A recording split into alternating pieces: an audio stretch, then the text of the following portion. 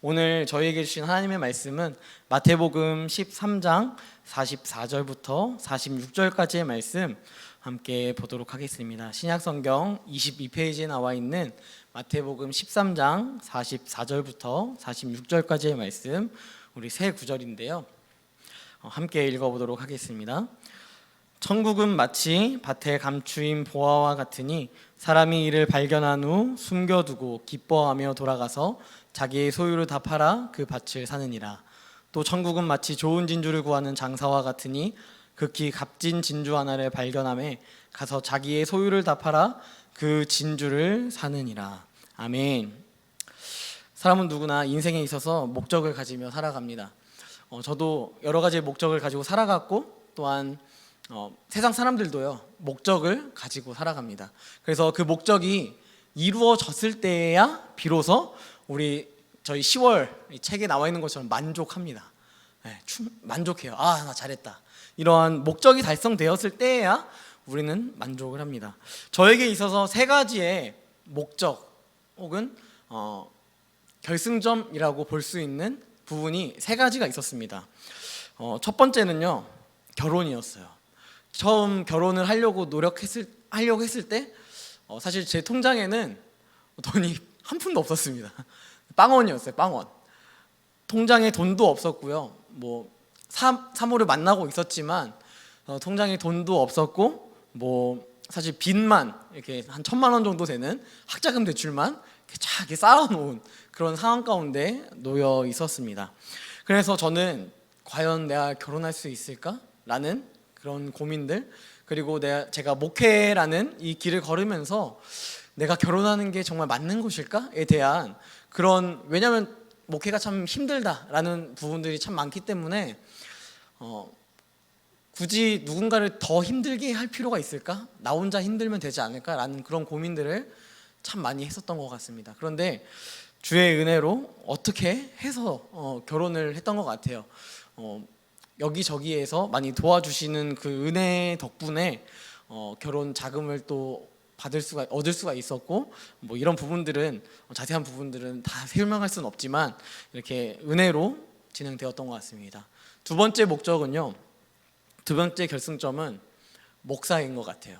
제 인생 가운데 과연 목사가 될 수 있을까라는 그러한 어떻게 보면 무거운 그런 마음이 있었습니다. 왜냐하면 제가 봤던 목사님들은 너무 대단한 분들이었기 때문에 저 정도의 목사님이 될 수 있을까에 대한 그런 의구심이 항상 들었었던 것 같습니다.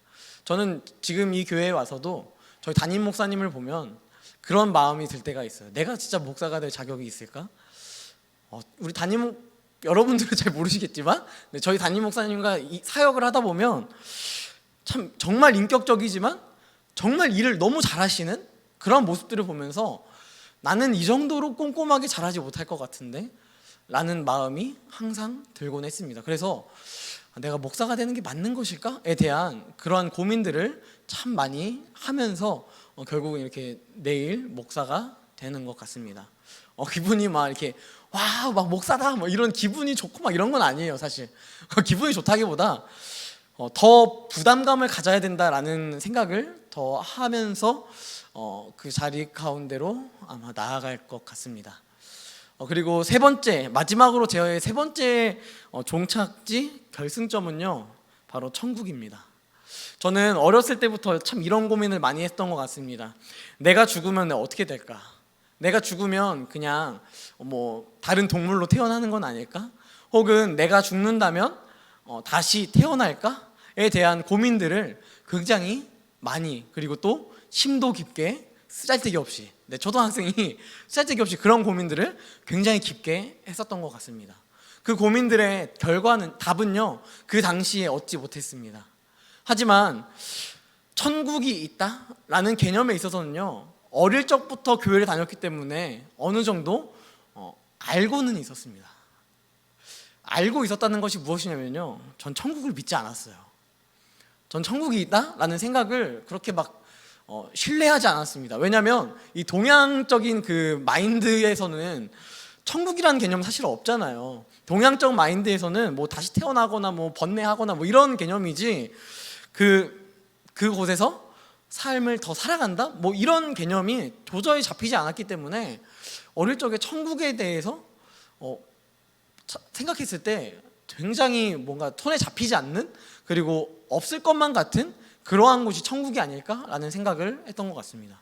그리고 또 어렸을 때 교회 다니면 이런 찬양 많이 하잖아요. 천국은 마치 밭에 감추인 보화, 땅속에 묻힌 아무도 모르는 보석. 여러분, 이 찬양을 딱 부르면서도 저는 어렸을 때 왜 이렇게 고민이 많았는지 모르겠어요. 그 찬양을 막 그냥 재밌게 신나게 부르면 되는데, 그 찬양을 부르면서도 그럼 내가 찾아야 되는데 어떻게 찾아야 되냐, 이거. 이 천국은 감춰져 있다는데 도대체 내가 그 천국을 어떻게 찾아야 하고 어떻게 소유해야 하며 어떻게 그것을 내가 감당해야 할까, 이런 부분들에 있어서 굉장히 많은 이런 고민들, 이런 것들을 많이 했던 것 같습니다. 지금 이 마태복음은요, 유대인들에게 지금 적혀 있어요. 유대인들 대상으로 적었습니다. 그러니까 유대인들에게도 아마 2000년 동안 하나님의 나라, 천국, 이런 개념은요 어느 정도는 잡혀 있었을 거예요. 그런데 그들은 저랑 똑같이 하나님의 나라를 믿는 것보다는 아는 수준에 머물렀던 것 같습니다. 그러니까 예수님께서요 많은 무리들 가운데 찾아가셔서 말씀하시는 것이 무엇이냐면 천국은 이런 곳이야 라는 것을 예수님께서 말씀하시는 것이죠. 비유를 설명하십니다. 하지만 그 비유를 다 알아들을 수는 없습니다. 그런데 이 비유를 막 이야기하면서 들으니까 많은 이 무리들이요 궁금해하질 않아요. 이 천국은 마치 이런 곳이야 라고 이야기했을 때 그게 확실하게 자기 머릿속에 뭔가 그려지지 않음에도 불구하고 예수님 근데 죄송한데요, 천국이 그래서 그러면 뭐 어떻다는 거죠? 좀 풀이를 좀 해주세요. 이런 이야기를 전혀 하지 않습니다. 그냥 이 무리들의 특징이었던 것 같은데, 이 마태복음에서 보면 5장부터 7장까지 상상수훈을 하고요, 예수님께서 그 귀한 말씀을 하셨잖아요. 뭐 너는 소금이야, 빛이야, 뭐 팔복 얘기하시고 구하라 찾으라 막 이야기하셨을 때 무리들의 반응이 어떻냐면요, 그 말씀을 듣고 좋은 말씀이라고 생각만 했어요. 이게 하나님의 말씀이다? 이런 개념이 아니라 얘 말 좀 잘하는데? 하고 그냥 떠나갔다라는 것입니다. 그들의 반응이 마태복음 7장에 그렇게 나와 있습니다. 그런 것처럼, 그 모습처럼 지금 예수님께서 이 비유의 말씀을 하셨으니까, 비유니까 다 못 알아들었을 텐데 이들이 그냥 예수님 앞에서 예수님 막 비유 얘기하시니까 하고 그냥 그런가 보다 하고 가는 거예요, 그냥. 자, 그러자 오늘 36절 말씀해 보니까 제자들이 물어봐요. 예수님, 도대체 그 비유가 무슨 말입니까? 설명해 주세요 라는 이 설명을 요청을 하고 있습니다. 이제는 무리들이 떠났어요. 무리들이 떠나고 나서 이제 집에서 예수님의 제자들이 예수님께 묻는 것입니다. 예수님, 저는요 제자인데도 그 말이 뭔 소리인지 모르겠어요. 그러니까 좀 알려주세요, 설명해 주세요 라고 이야기하는 내용인 것이죠. 예수님은 이렇게 말씀하십니다. 천국은 마치 밭에 감추인 보화와 같으니 사람이 이를 발견한 후에 숨겨두고 기뻐하며 돌아가서 자기의 소유를 다 팔아 그 밭을 사느니라.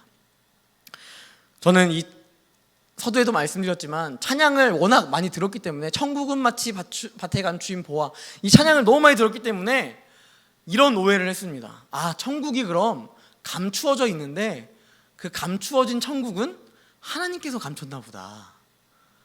그래서 내가 마치 이 보물찾기를 하듯이 내가 막 어떻게든 캐내고 막 열심을 내가지고 이 천국을 내가 찾아야 하는 그런 목적을 가지고 있구나라는 생각을 전 하게 되었습니다. 그런데요, 이 오늘 설교를 준비하려고 말씀을 쭉 읽어봤는데 아무래도 이상한 거예요. 아무리 읽어봐도 이 감추인 보화와 같으니 사람이 이를 발견한 후에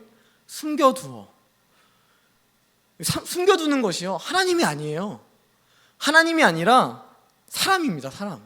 여러분, 이 말씀을 통하여서 제가 느낀 것이 무엇이냐면요, 하나님은 천국을 굳이 숨겨두지 않으신다는 거예요.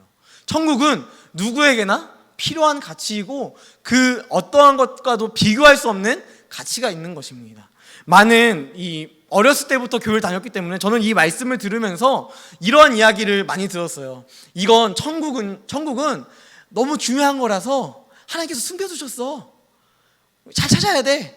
이런 이야기를 워낙 들었기 때문에 내가 찾아야 되는구나. 내가 열심히 뭔가를 해야 되는구나.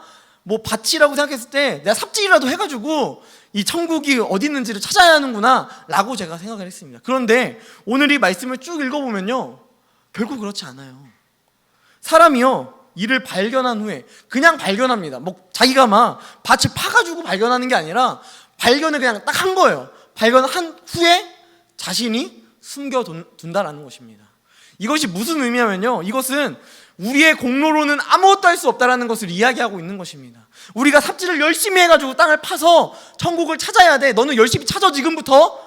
너 지금부터 구원받으려면 천국 찾아야 돼. 이걸 이야기하는 것이 아니라 하나님은 우리에게 천국을 이미 허락하셨습니다. 그런데 우리가 자꾸만 찾으려고 노력하는 거예요. 그럼 찾을 필요가 없습니다. 하나님은 우리에게 천국을 이미 허락하셨다는 거예요. 이것은 비밀을 이야기하는 것이 아니라 오히려 천국이 얼마나 가치 있는지를 보여주는 것입니다. 천국이 얼마나 소중한지를 너희가 알라라고 이야기하고 있다는 것입니다. 내가 굳이 감추지 않아. 하지만 너희가 이것을 발견하면 이게 너무도 소중하고 귀중해서 감출 수밖에 없는 그것이 바로 천국이라는 것을 이야기한다는 것입니다. 여러분, 누군가가 막 갑자기 돈이 막 엄청 많이 생겼어요. 여러분, 그러면 그 돈을 그냥 집 거실에다가 그냥 쌓아두나요? 쌓아두지 않죠. 뭐 가장 쉬운 방법은 통장에 넣기도 하고요. 어떤 사람은 자기 방 아주 깊숙한 곳에 이제 암호가 돼 있는 그런 것들을 만들어서 거기에 조용히 숨겨 두겠죠. 여러분, 이런 것처럼요, 하나님의 나라는요, 우리에게 있어서 굉장히 소중한 것입니다. 예수님은 지금 천국은 숨겨져 있어, 찾아야 돼, 이걸 이야기하는 것이 아니라 바로 천국은 너희에게 있어. 그런데 너희가 그것을 어떻게 다루어야 하는지를 보여주는 장면이 바로 지금 이 감추인 보화 가운데 지금 예수님께서 말씀하고 있으시다라는 것입니다. 예수님은 우리에게도 이렇게 질문하실 거예요. 너에게 있어서 천국은 얼마나 소중하니? 너에게 있어서 천국은 어느 정도의 가치를 갖고 있니? 여러분, 이런 것들을 예수님께서 질문을 하시는 것입니다. 우리에게 끊임없이 이런 것들을 고민하게 만드시는 것이죠. 여러분, 여기서 나오는 이 사람이 이를 발견한 후에 숨겨두고 라는 단어에서 이 숨긴다 라는 이 원어는요, 크리프토라는 이런 단어예요. 이 단어의 뜻은요, 숨긴다는 것도 있지만요, 다른 의미로는요, 덮는다 라는 의미가 있습니다. 마치 우리가 이제 옷을 안 입고 있을 때 옷을 입어서 자신의 몸을 덮는 것처럼 덮는 그 개념 자체가 천국이라는 것이죠. 그러니까 하나님의 나라는요, 여기 있다, 저기 있다 이렇게 말하는 것이 아니라 우리 안에, 우리 속에 예수 그리스도께서 우리 안에 있기 때문에 천국이 내 안에 있는 것이고, 또한 그리스도의 옷을 입고 살아가는 자이기 때문에 우리는 그 은혜로 벌거벗은 자와 같은 죄악된 자이지만 주의 은혜로 옷을 입고 살아갈 수 있는 귀한 능력을 가진 자로 살아가게 된다는 것입니다. 한 가지 생각해보면요, 아담과 하와가 범죄한 이후에 그들이 부끄러워했습니다. 왜 부끄러워했죠? 벗은 것을 알고 나자 부끄러워했습니다. 감추려고 했습니다. 나뭇잎을 막 엮어서 어떻게든 가리려고 했어요. 그럴 때에 하나님께서 가죽옷을 입혀주셨습니다. 이게 바로 예수 그리스도의 예표인 것처럼 우리에게도요, 이 천국은요, 우리의 몸을 덮는 그러한 놀라운 역사, 은혜가 되어진다라는 것입니다. 우리는 무엇을 덮고 살아가고 있습니까? 우리 안에 좋은 옷, 나한테 옷빨이 잘 받는 옷, 이런 옷도 중요하겠지만 우리 안에 영적인 옷, 진짜 옷, 그 그리스도의 옷을 덧입어 살아가는 귀한 청년들과 성도들이 되었으면 좋겠습니다. 천국의 두 번째 특징은요, 기뻐하면서 자기 소유를 다 판단하는 거예요. 이 두 천국은 마치라는 이 내용에서 감추인 보화 그리고 좋은 진주 이 두 가지를 찾았을 때 같은 패턴의 모습이 나타납니다. 자기의 소유를 다 팔아서 그것을 얻는 거예요. 여러분, 이 천국은요 어떤 것과도 비교가 안 됩니다. 여러분, 그런데 우리는요 참 비교하는 것을 좋아해요. 내가 잘하는 거는요 비교하지 않습니다. 원래 잘하는 거라고 생각해요. 원래 잘하는 거지, 이거는 뭐 당연한 거지 나한테, 뭐 이렇게 생각합니다. 그런데 내가 못하는 부분에 있어서는요 다른 사람이랑 너무 지칠 정도로 비교를 너무 많이 한다라는 것입니다. 그러면 그렇잖아요. 저도 20살 때, 딱 그때 20살, 21살 때 청년부를 섬기면서 제가요 진짜 목소리가 너무 이상했어요. 그래서 제발 하나님, 저 앞에 나가 있는 찬양 인도자가 저랑 동기였어요. 동갑이었던 친구가 찬양 인도를 하는 그런 상황이었었는데 그 친구가 너무 부러운 거예요. 나도 저렇게 멋있는 목소리로 막 찬양하고 싶은데 나는 막 이렇게 이상한 목소리가 너무 이상하니까 내 스스로가 막 이렇게 쭈그러들게 되고, 또 결국 그러다 보니까 제가 어떻게 됐냐면 싱어를 하다가요 결국 싱어를 포기하고 엔지니어를 하게 됐어요. 진짜 노래를 너무 못하고 목소리가 너무 안 좋으니까, 야, 우리 찬양단을 이렇게 지도하는 청년 형이 있었는데 그 형이 저한테 와가지고 야, 슬기야, 너는 엔지니어 한번 배워봐라 이렇게 얘기해가지고 엔지니어를 어쩔 수 없이, 제가 진짜 찬양하고 싶었는데 엔지니어를 하게 되었습니다. 그러면서 제가 가장 맨 앞에서 찬양을 항상 하는 그런 청년이었습니다. 그 자리가, 엔지니어 자리가 맨 앞에 있었거든요. 그러면서 제가 항상 생각했던 게, 하나님, 저도 저렇게 찬양도 잘하고 좀 목소리도 좋고 막 이랬으면 좋겠습니다. 나도 찬양 인도하고 나도 좀 누군가가 야, 너 찬양 잘한다 이런 이야기를 좀 들어보고 싶습니다 라는 그런 기도를 하고 있었습니다. 그러다가 엔지니어를 하다가 결국 군대를 갔어요. 군대를 갔다가 이렇게 와서 사역을 하게 됐습니다. 그러니까 그때 당시에는요 크게 변화가 없었습니다. 그냥 다 똑같았어요. 목소리가 다 그냥 이 모양이 꼴이니까 그냥 이렇게 살아야겠다, 이런 삶을 살아야겠다라는 생각을 하게 되었다라는 것입니다. 그러면서 제가 들었던 것이 무엇이냐면, 내 단점은요 엄청 안 좋게 보여요. 내 단점이 이 세상 어떠한 어려움보다, 힘듦보다 더 안 좋고, 뭔가 되게 나 같은 쓰레기가 있나 뭐 이런 생각이 들 정도로 기분이 막 상하고 막 화가 나는 그러한 상황이 우리 가운데 등장할 수 있다는 것입니다.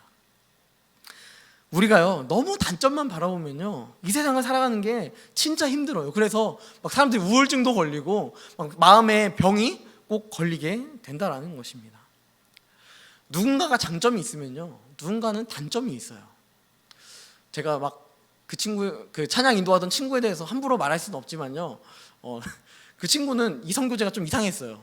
네, 막 환승을 하는 그런 친구였기 때문에 그런 걸 보면서 얘는 진짜 이상한 놈이구나 왜 눈을 네, 아무튼 그런 친구였기 때문에 이상하다 진짜, 그것도 교회 안에서만 환승을 하는 그런 애였어요. 그러니까 제가 걔 보면서 야, 제가 찬양 인도를 할 수 있는 그런 앵가에 대한 의문점이 들었지만 뭐 시키는데 어쩌겠어요. 뭐 그런 생각을 하면서 쟤는 제 인생인가 보다라는 것을 그때 당시에 뭐 생각하게 되었습니다. 여러분, 그러면서 이 말씀을 바라보면서 모든 소유를 다 팔아서 천국을 지금 소유하는 이 모습을 보라보면서 제가 뭐 여러분들에게 소유를 다 파십시오, 간사님 집 들어간 거 빨리 파세요 막 이렇게 지금 이야기하는 것이 아니에요.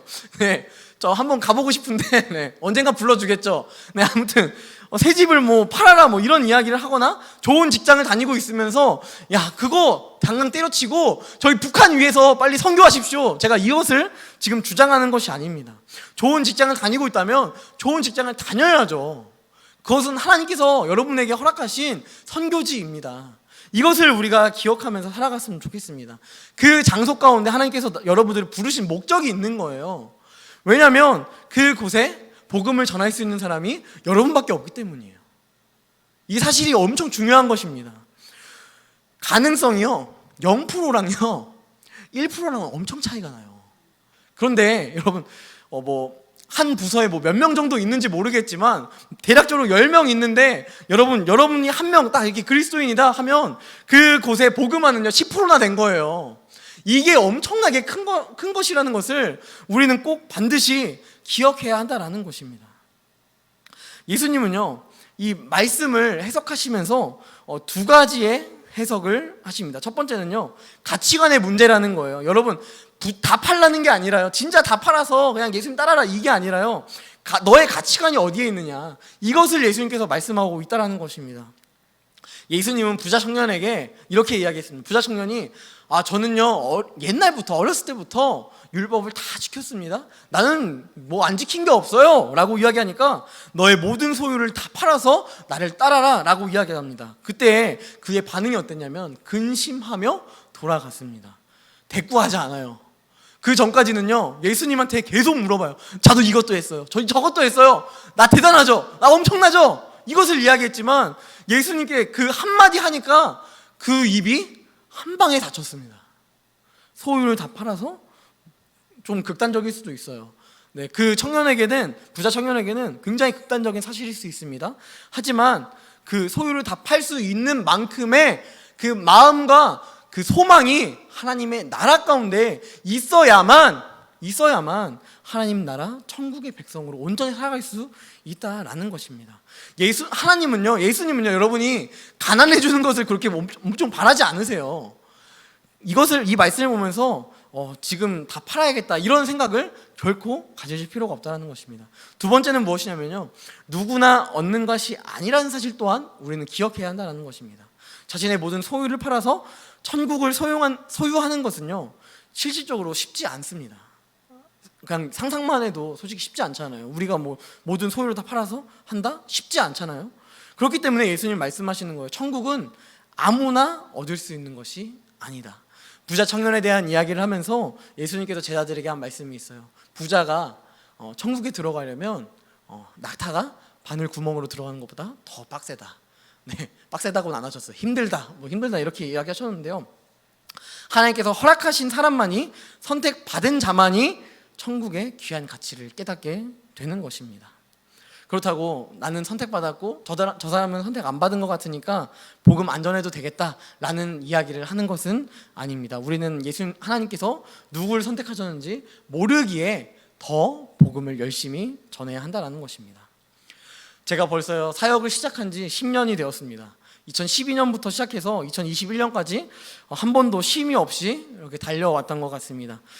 그렇게 사역하면서 제 안에 갈등이 없었던 것은 결코 아닙니다. 학창시절 함께 했던 친구들이 사회에서 잘 나가는 모습, 이 친구는 승진했대, 이런 이야기를 들으면요 제 안에 이런 생각이 들어요. 나도 사회생활을 할 걸 그랬다, 나도 저렇게 떵떵거리면서 할 걸 그랬다 라는 생각이 들 때도 있었습니다. 그럼에도 묵묵히 이 사역의 길을 걸을 수 있고 또 사역을 계속해서 할 수 있는 것은요, 또 지금 이 예배 가운데 함께 예배할 수 있는 그 이유는 오직 하나님의 은혜가 있기에, 그 은혜로 내가 천국을 발견했기에 가능한 사건이다라는 것입니다.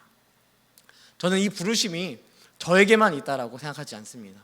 우리 현장에 나와 있는 청년들과 또 온라인으로 드리고 있는 청년들, 또 성도님들 가운데 동일한 은혜, 동일한 사랑, 동일한 역사하심이 있을 것입니다. 이런 말씀을 마무리하겠습니다. 주님은 우리를요 하나님 나라의 백성으로 초대하십니다. 보화를 발견하게 하셨기에 예배할 수 있는 거예요. 좋은 진주를 찾았기에 다들 쉬는 주일을 다른 사람들은 일요일이라 부르면서 나를 위하여서 살아가지만 우리는 예수 그리스도를 위하여 살아갈 수 있다라는 것입니다. 이것이 은혜라는 거예요. 그 은혜가 우리를 하나님 나라의 백성으로 온전하게 살아가게 합니다. 그 은혜를 사모하며 늘 예배자로 살아가십시오. 또한 은혜 가운데 기대하며 예배에 함께 참여하십시오. 바로 이 시기가 주의 은혜의 시기이며 또한 천국을 발견할 시기입니다. 또한 여러분들이 천국 백성의 정체성을 발견하게 되는 그러한 시기라는 것입니다. 이러한 정체성을 확립하여서 우리가 정말 그냥 말로만 소금과 빛 이런 것을 이야기하는 것이 아니라 정말 삶으로 빛과 소금의 역할을 온전히 감당하는 저와 모든 청년들이 되기를 주님의 이름으로 간절히 소망합니다. 이 시간 함께 찬양할 때 오직 주의 은혜로 라는 이 찬양인데요, 이 찬양은 제가 참 많이 신앙적으로 또 목회적으로 흔들릴 때 저를 잡아줬던 찬양입니다. 내가 서 있는 거 내 능력이 아닌데 이것을 다시 한번 되새기게 하는 그런 찬양입니다. 이 찬양을 함께 부르면서 우리의 인생이 정말 나의 것이 아니라 오직 주의 은혜, 주님의 것임을 기억하는 시간 되었으면 좋겠습니다. 함께 찬양하겠습니다.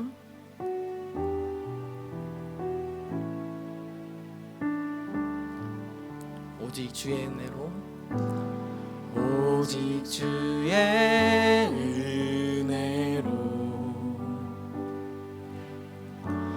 지금 여기 서 있네. 한없는 경배, 한없는 찬양, 내 영혼 예배 드리네. 나를 위해 이 땅에 오신 주의 은혜, 십자가 고통 이기신 주님, 그 은혜 없이 주님, 주네 날 채우시네, 주네 보게 하시네. 살아가는 동안 은혜로만 살림, 십자가 은혜, 주네 날 채우시네, 주네 날 채우시네, 주네 보게 하시네. 살아가는 동안 은혜로만 살림, 십자가 은혜로. 주네 날 채우시네, 주네 보게 하시네. 살아가는 동안 은혜로만 살림, 십자가 은혜로. 이 시간 함께 기도했으면 좋겠습니다. 함께 기도할 때 여러분이 찬양이 저의 인생의 고백뿐만 아니라 우리 모든 청년들의, 모든 성도님들의 고백이 되길 원합니다. 주 은혜 나를 채우십니다. 주 은혜가, 그 은혜가 나를 보게 하십니다. 내가 살아가는 그 모든 순간이 오직 주의 은혜, 오직 주의 은혜, 이것을 우리가 기억하며 나아갔으면 좋겠는데요, 여러분 가운데 고난당하고 또 어려움이 있고 직장에서 생활하면서 가정에서 어려움을 겪고 있는 다양한 어려움들이 있습니다. 그 어려움들이 있을지라도 우리가 간절히 기대할 것은 주의 은혜가 나를 덮는 것, 나의 어려움이, 나의 고난이 나를 덮는 것이 아니라 주의 은혜가 나를 덮어서 하나님의 나라가 나의 것이 되어 내 안에 그리스도의 계절이 오게 하는 그 놀라운 하나님의 인도하심을 받는 귀한 사명을 감당하는 것입니다. 여러분 가운데 혹여나 마음 가운데 낙심하고 근심하고 힘들어서 좌절하고 넘어진 그러한 지체들이 있다면 여러분 기도하십시오. 은혜를 구하십시오. 은혜 아니면 살아갈 수 없는 우리가 은혜를 구하지 아니하고 우리 스스로 우리의 어떠한 문제들을 해결하고 있다면, 해결을 나아가기 위해서 계획하고 있다면, 우리의 결승점을 우리 스스로 인간적인 방법으로 살아가고 있다면 하나님 오직 주의 은혜로 살아가겠습니다. 오직 주의 방법으로 살아가며 오직 주의 능력으로 살아가겠습니다. 이러한 마음을 담아 함께 기도하며 나아갔으면 좋겠습니다. 함께 기도하겠습니다. 주님.